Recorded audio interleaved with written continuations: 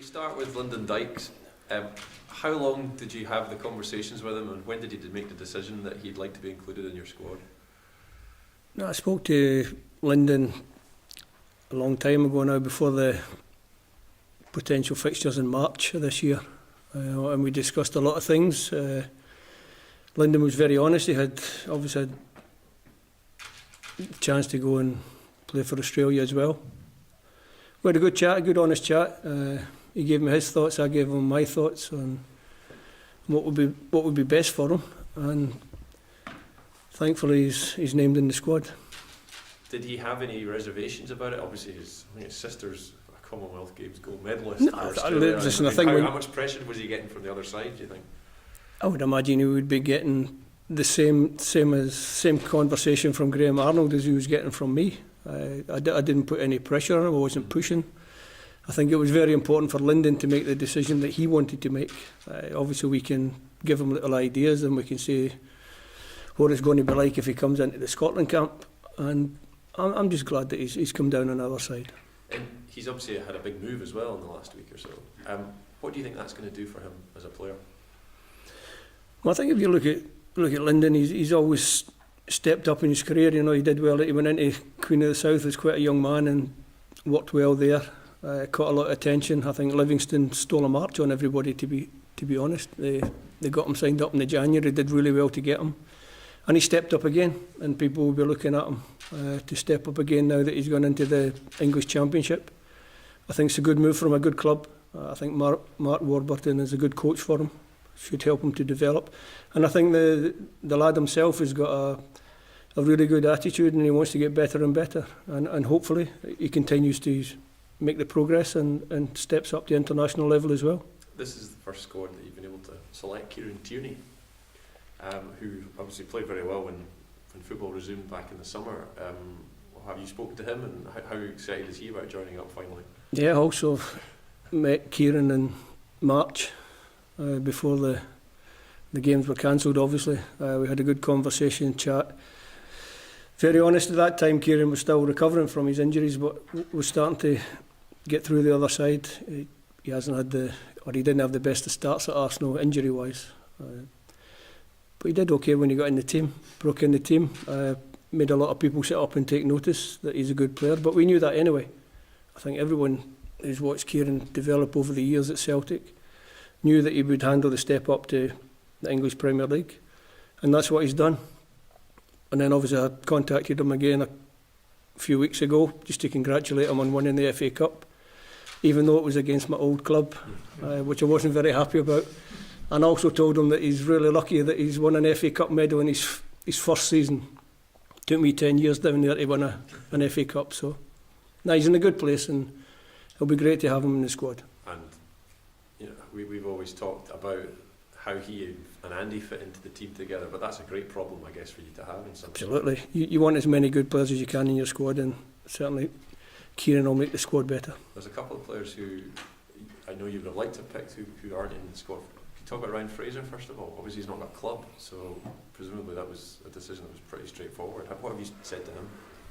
I haven't actually spoken to Ryan yet. Obviously I was waiting for him getting a club. He hasn't got himself a club yet. He contacted one of the medical staff and said that his fitness wouldn't be acceptable for a match of this level. So Ryan's not selected this time. And Stephen Naismith, Hearts have barely returned to training. Was there a consideration? Yeah, I think it's a difficult one with Stephen, and obviously Craig Gordon's gone there as well with the intention of trying to force his way back into the international squad. I could have picked them, but they're both very, very experienced players who, if they had to come into the next squad, will be ready to come in whenever. It's not as if they're young and they need to come in and learn the ropes about international football. They've got lots and lots of caps between them, and I've got no worries. If I need to pick either of those two in the future, then no big issue. Steve, obviously these games come before the Premier League season gets underway. Is there any concern about just a lack of match action that the guys will have had recently, the guys that are based down south? Not really. I think by and large it's a little bit different from my time in the game, and when close season was close season and you had 6 weeks off and you didn't do anything and you came back in a terrible shape and it took you 3 or 4 or 5 weeks to get back into shape. I think the modern footballer now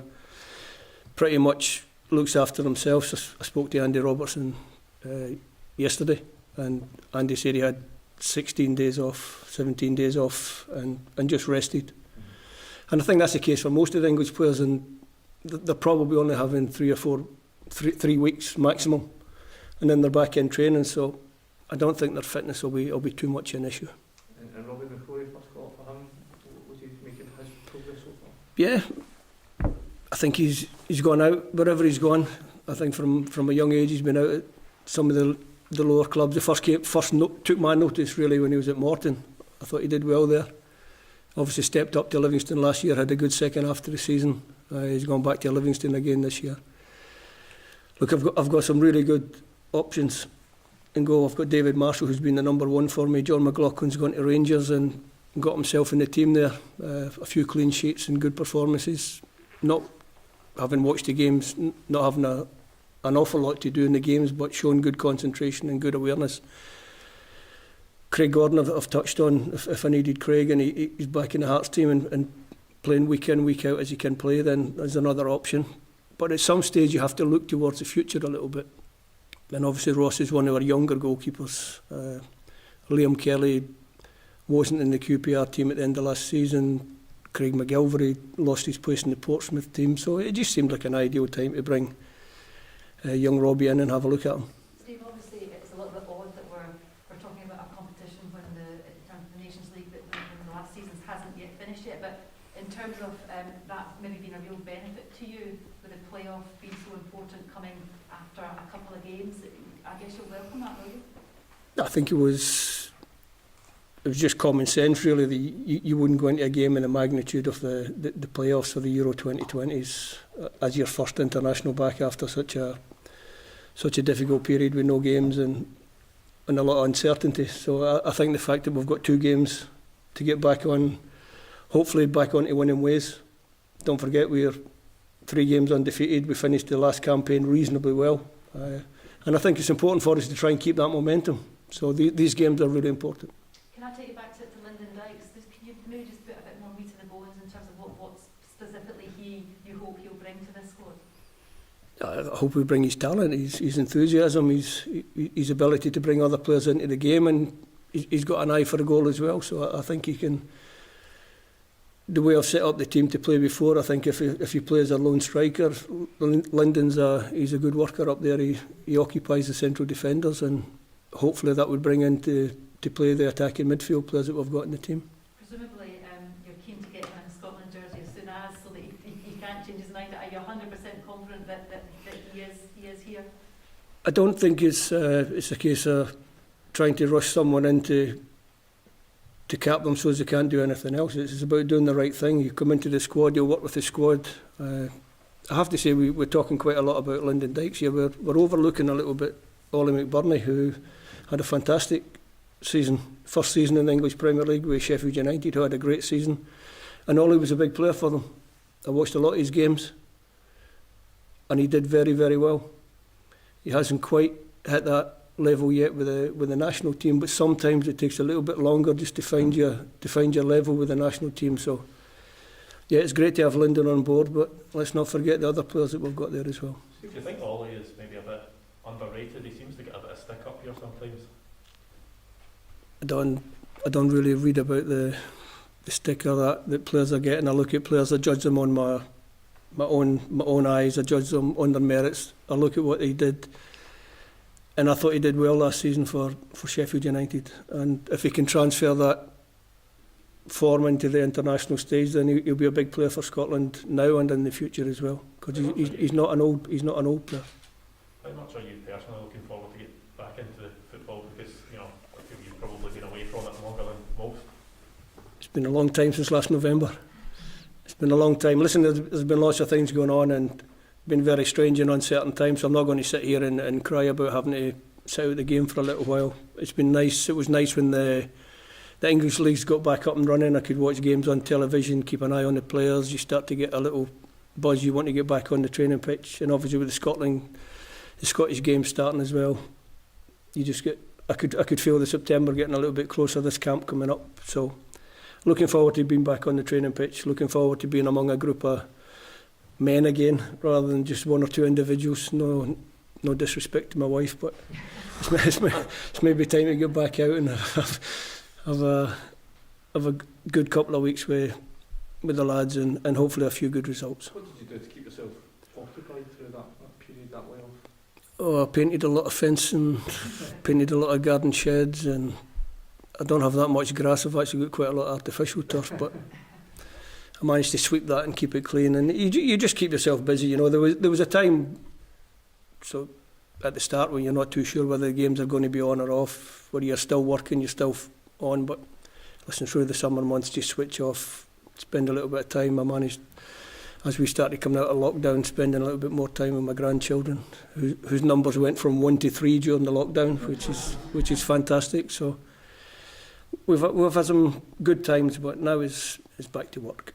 Steve, you spoke about having chats with a few of the players in this time as well. How important was that for you to make sure you stayed connected with members of the squad? I think it's important to keep in touch with one or two key members. I don't think everybody in the squad wants me phoning them up and butting into their life and whatever. You know, the international scene is different. You know, the players have the club environment, they have their own families to get on with, and that's the main part of their life. All I try to do is when they come into camp, is they know what they're going to get, they know what to expect.